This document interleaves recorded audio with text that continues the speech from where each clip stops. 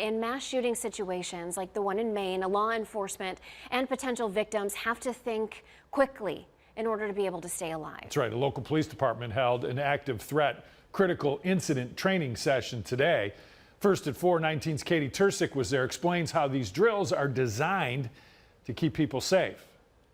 Outside Streetsboro Middle School, the American flag is at half-staff. The victims of Maine's mass shooting weighing heavy on people's hearts. I mean, as you saw the things that happened in Maine, that's mind-boggling for anybody to have to deal with. Today, class isn't in session for Streetsboro schools. Instead, Ohio first responders and school faculty are taking part in an active shooter drill at the middle school.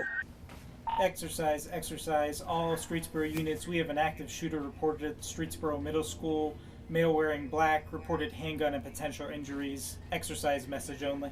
I always tell my people that any event like this is going to be obviously chaotic and emotional, so we practice so that we can reduce some of the chaos. Neighboring hospitals, BCI, and the coroner's office took part in the drill, making today unique. And this is something that hasn't taken place in Ohio, to my knowledge.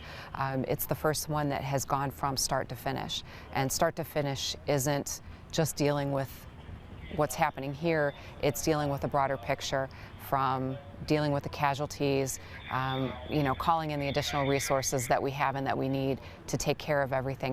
Chief Wayne tells me that today's training does not only apply to school shooting scenarios, but event centers, churches, and restaurants. In Streetsboro, Katie Tursick, 19 News. Okay, Katie, in 19 News with continuing coverage, we're expecting an update, a live news conference from Maine. That's coming around 5 o'clock. At least that's when it's scheduled. We, of course, will bring it to you as it happens.